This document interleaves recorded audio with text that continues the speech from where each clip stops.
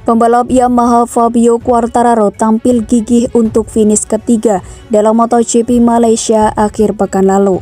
Meski rival utamanya Francesco Bagnaia menang, bintang Yamaha itu masih menjaga api pertarungan gelar tetap menyala. Juara dunia bertahan Fabio Quartararo bertarung dengan sangat luar biasa agar kans meraih titel terus hidup. Memulai balapan Grand Prix Malaysia dari grid ke-12, El Diablo berhasil finish di podium. Hasil di sirkuit internasional Sepang pada Minggu sore tentu melegakan bagi Quartararo. Ini kali pertama dirinya berhasil menembus top 3 sejak Grand Prix Austria yang dilaksanakan pada bulan Agustus lalu. El Diablo harus melalui 6 race untuk mendapatkan kembali naik podium. Di sisi lain, bintang Ducati Francesco Bagnaia 5 kali finish 3 besar, termasuk 2 kemenangan selama periode tersebut. Selain itu, P3 di Sepang membuat Quartararo cukup puas karena diraihnya dengan kondisi yang tidak fit. Seperti yang kita ketahui, ia mengalami cedera jari tengah kirinya akibat crash dalam sesi kualifikasi. Dan yang terpenting adalah hasil GP Malaysia tetap membuat kesempatan merengkuh gelar terbuka, meskipun Quartararo mengakui peluangnya sangat tipis. Pasalnya, selisih dengan Pecco sekarang adalah 23 poin. Tentu saya berharap Pecco tidak menang, tetapi setidaknya kami telah memberikan yang terbaik. Start dan lap pertama adalah momen kunci. Kami mengubah strategi dibandingkan di Australia untuk menjaga ban tetap segar hingga akhir. Saya menekan dengan sangat keras di awal, namun motor kami tidak terlalu bagus dalam hal menghemat ban. Jadi saya memberikan segalanya agar bisa berada di depan Mark. Setelah itu semuanya baik-baik saja. Pada akhirnya saya sangat senang dengan hasil ini. Seperti yang kita ketahui, Fabio Quartararo memulai balapan GP Malaysia dari P12, sedangkan Pecco Bagnaia start tepat satu baris di depannya yaitu grid ke-9. Keduanya lalu sama-sama berhasil membuat awalan yang bagus. Ketika saya melihat Pecco mendapatkan banyak posisi di tikungan 1, saya harus bereaksi. Jika tidak, peluang gelar saya akan hilang. Saya memiliki lap pertama yang oke, saya tidak menyerah dan ingin menyelesaikan musim dengan baik di Valencia. Sementara itu, Managing Director Yamaha, Lin Jarvis enggan kibarkan bendera putih dari perburuan gelar juara dunia MotoGP.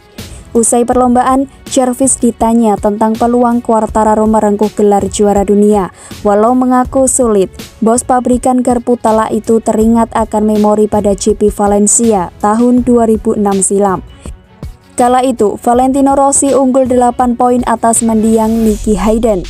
Namun yang tidak diduga terjadi, The Doctor terjatuh saat balapan, sedangkan The Kentucky Kid mengamankan podium ketiga. Titel pun melayang dari Valentino Rossi. Kami masih dalam permainan, jadi kami harus gembira.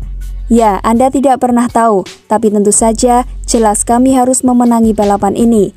Dan ini sangat tidak mudah dan pesaing kami mengalami nasib buruk yang tidak ideal untuk memenangi gelar. Tapi dalam permainan ini segalanya bisa terjadi. Dalam race sepanjang 20 lap, Quartararo kembali pada jati dirinya, menemukan kenyamanan dalam memacu YZR M1. Yang terpenting adalah ditekankan oleh Jarvis, El Diablo membalap dengan gaya balapnya.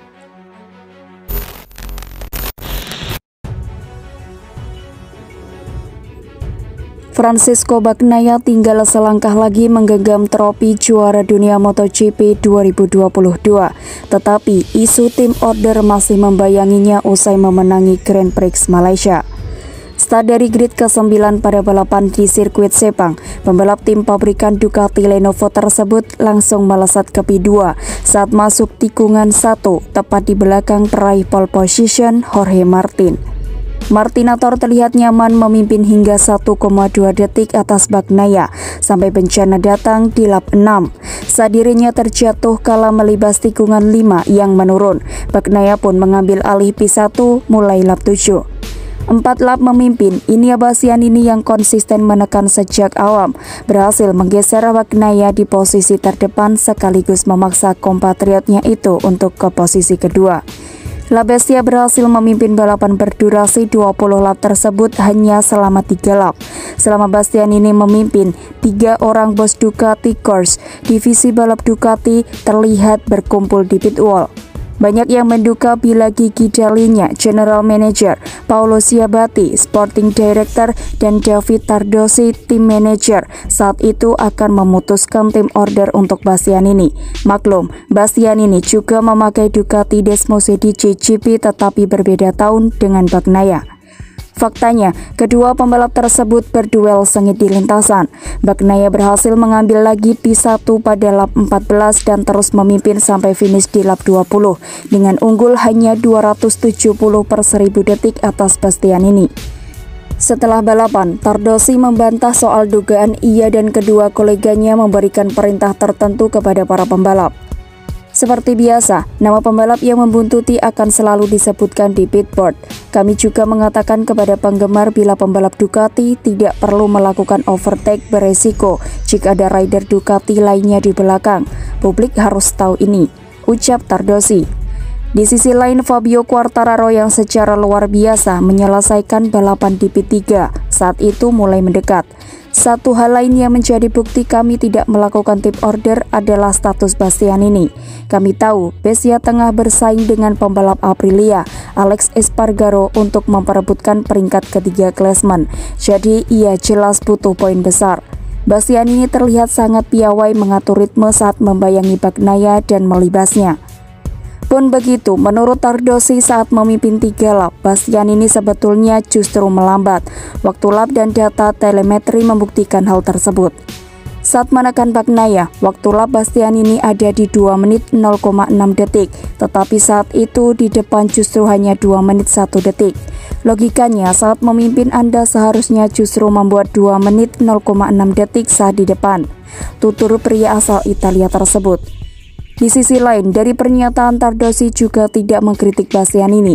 Sebaliknya, ia memuji juara dunia Moto2 2020 itu seraya menyebut Bastianini akan menjadi salah satu calon kuat kampiun MotoGP 2023 nanti. Yang jelas, tolong hentikan pernyataan ataupun anggapan bila kami peramal, penentu nasib orang. Yang kami katakan kepada para pembalap adalah jangan mengambil resiko terlalu tinggi bila tidak mendesak. Publik juga harus mengetahui kepentingan pembalap dan seharusnya melihat waktu lap karena Bastianini memang lebih lambat saat berada di posisi terdepan, pungkasnya.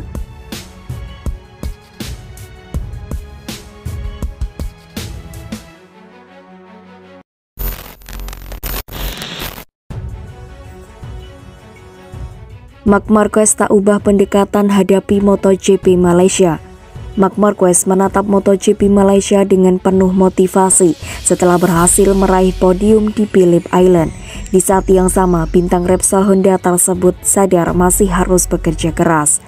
Februari lalu, Marc Marquez mengendarai lagi prototipe MotoGP untuk kali pertama di Sepang usai pulih dari masalah diplopia akibat kecelakaan saat latihan pada Oktober 2021. Setelah itu, Marquez kembali absen karena crash di Mandalika, Indonesia. Lalu ia harus menjalani operasi lengan kanan atas keempat. Sepanjang musim 2022, ia melewatkan total 8 Grand Prix.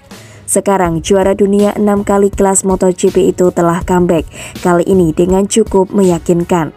The Baby Alien terus menunjukkan progres dalam 4 balapan pertamanya sejak kembali. Di Aragon, ia tidak beruntung karena harus menyudahi race lebih cepat setelah 2 kali terlibat insiden. Kemudian di Motegi Jepang dan Buriram Thailand, Marquez berhasil menembus top 5. Puncaknya, akhir pekan lalu di GP Australia, pembalap 29 tahun itu finish sebagai runner-up. Puncaknya, akhir pekan lalu di GP Australia, pembalap 29 tahun itu finish sebagai runner-up. Selama race, ia bersaing di grup dan pada akhirnya hanya kalah dari Alex Rins yang tampil sangat fantastis. Pencapaian di Phillip Island membuktikan bahwa The Baby Alien mulai menemukan performa terbaiknya. Meskipun begitu, Marquez tak ingin terlena karena GP Malaysia di Sepang akhir pekan ini bakal berbeda. Kami datang ke Malaysia setelah menikmati balapan luar biasa di Phillip Island, tetapi kami harus tetap bekerja. Trek di Australia itu unik, jadi kami tidak bisa berharap langsung cepat. Juga karena semua orang selalu sangat kuat di Sepang, sebab ada banyak data dari tes. Ujarnya dilansir dari Speedweek.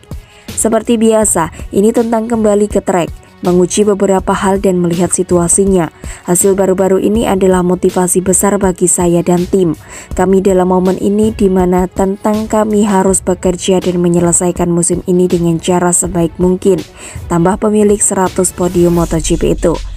Walau Marc Marquez melewatkan 8 dari 18 race yang telah digelar, ia jelas merupakan pembalap terbaik Honda. Di klasemen sementara, ia menempati P13, top 10 bahkan masih terjangkau. Saat ini posisi ke-10 ditempati oleh rider Red Bull KTM Factory Racing Miguel Oliveira.